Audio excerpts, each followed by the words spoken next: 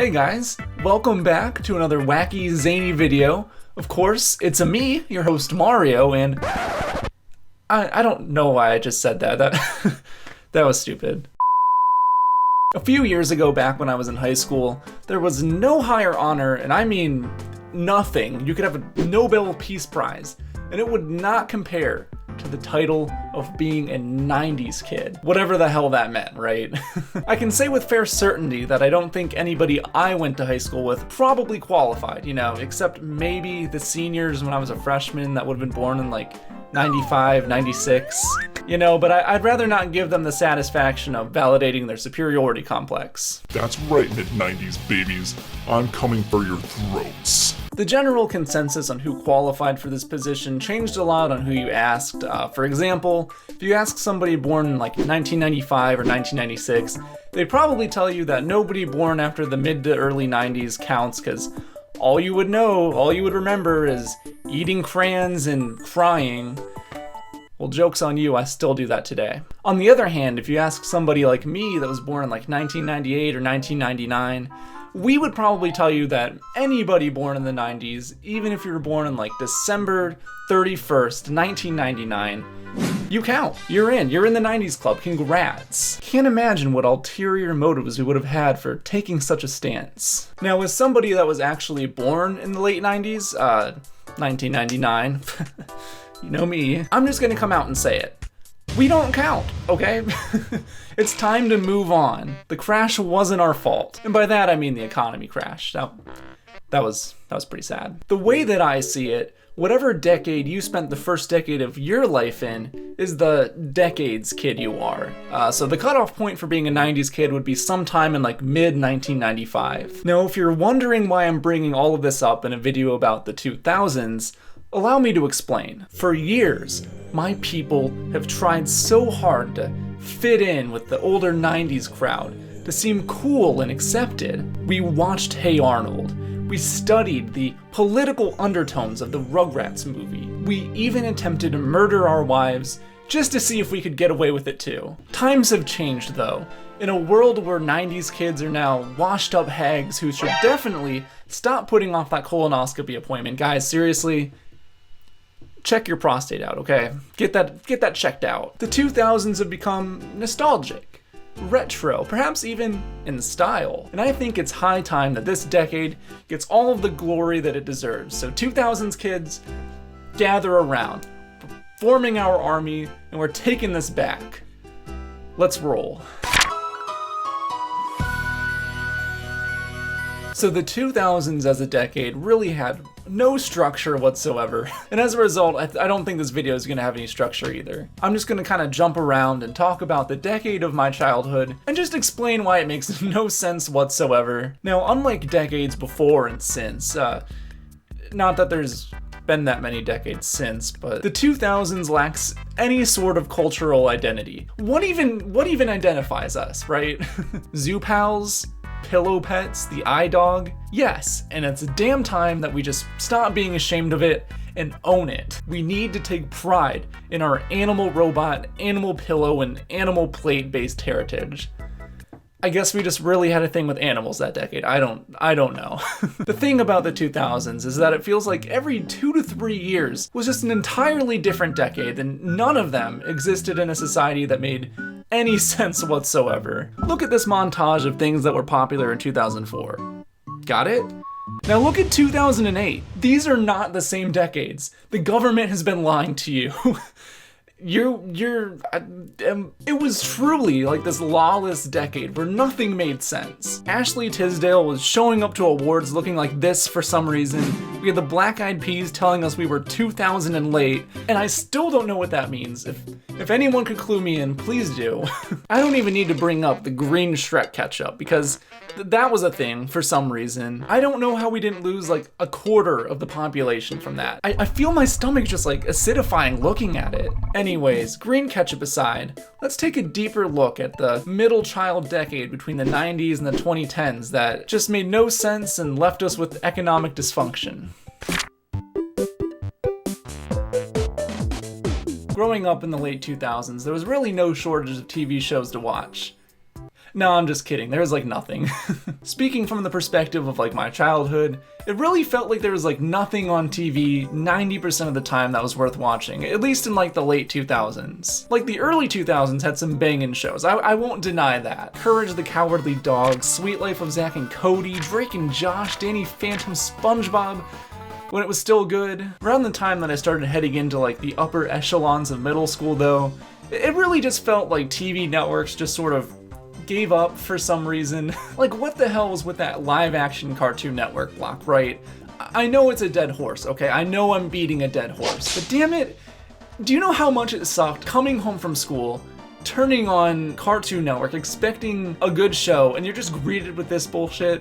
Hi, I'm Andrew WK, and this is Destroy, Build, Destroy! Like, man, I just want to watch a show about a dude going to gym class with his monkey, okay? Get this out of my face. Disney Channel, I really didn't watch it that much when I was younger, but around the late 2000s, they kind of switched off with like Nickelodeon Cartoon Network, right? Like they were the ones that were kind of pulling us through.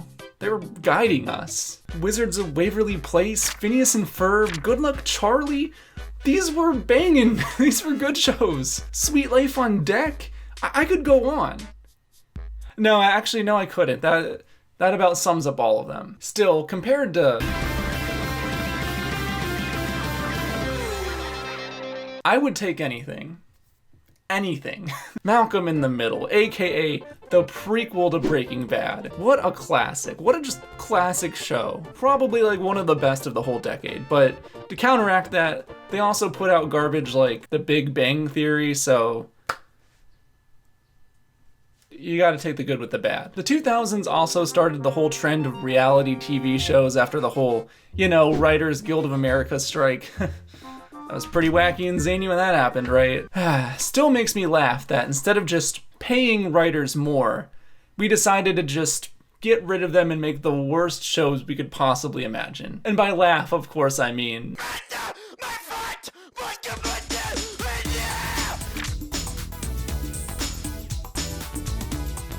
Now, if there's one thing you should know about me, it's that I'm a certified gamer, and I have the license to prove it.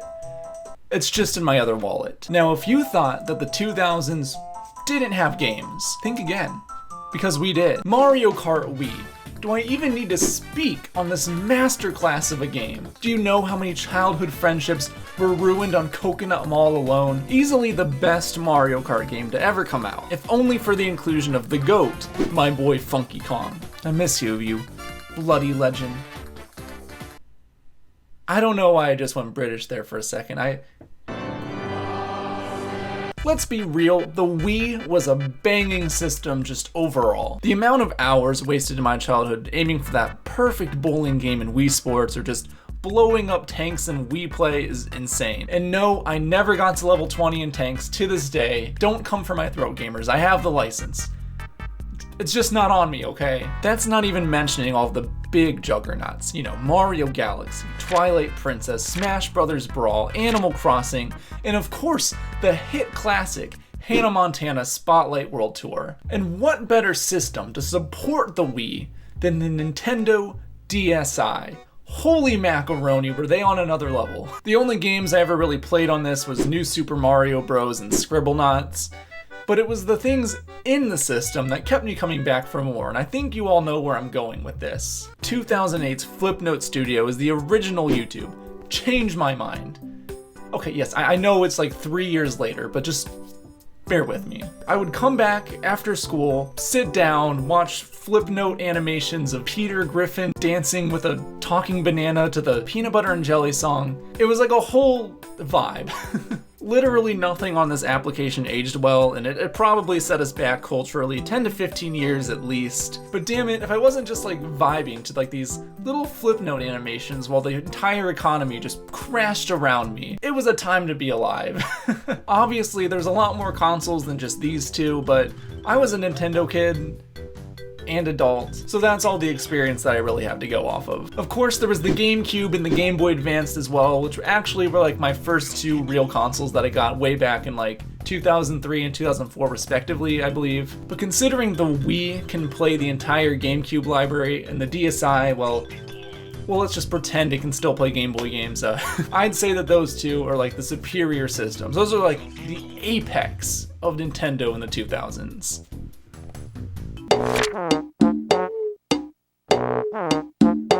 For some reason, the 2000s gave us just a lot of weird shit that we probably didn't need, but we got it anyway. I don't know if they were releasing products this strange before the 2000s, but they definitely haven't since. Or maybe I just don't see them because I don't watch kids' cable networks anymore. Instead, I stream kids shows on Hulu like a man. I already mentioned the weird Shrek ketchup from earlier. Ew, gross. But what about the Shrek Twinkies with green creamy filling? Yeah, that looks like green creamy filling alright from Shrek's Massive. How about the Shrek Lunchables that turned your tongue green? Was that something we needed? Was that something we needed, America?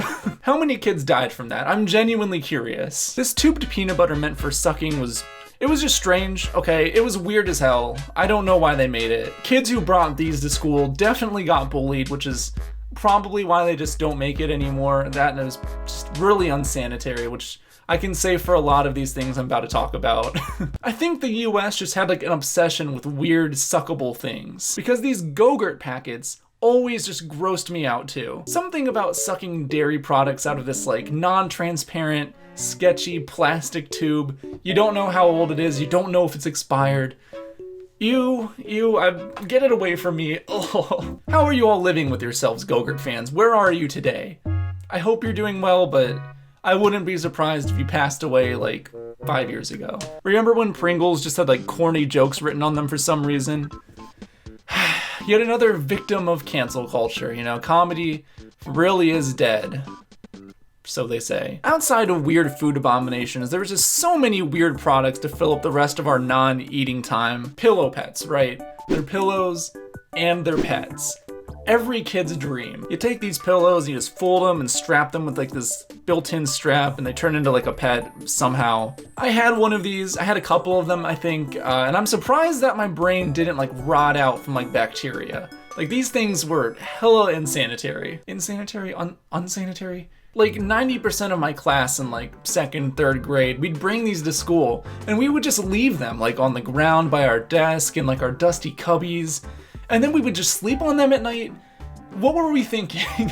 What? I know I probably sound like a neat freak right now, but does this not bother anyone else that we did this? Pillows belong in the bed and nowhere else. You can't convince me otherwise. Heelies slapped though. Those were a good product. I'll give them that. I never had a pair personally, but I'm extremely jealous of anybody that did. They were basically like normal shoes, but they had this detachable wheel in the back that, for lack of a better term, allowed you to skirt around your hallways at school. These were such a big deal that they actually got banned at my school, which, I mean, I didn't have them, so it didn't really affect me, but I still thought it was stupid. I guess just too many kids were yeeting themselves into dangerous situations in the hallways. I guess maybe it was a good call, but damn it, the Heeley days were the best. Hey, remember toe socks? No toe socks? Was that just me? Okay. Did we really need like this toothbrush here that sang low quality rips of an Ashley Tisdale song that nobody remembers existed? Was that necessary? Probably not.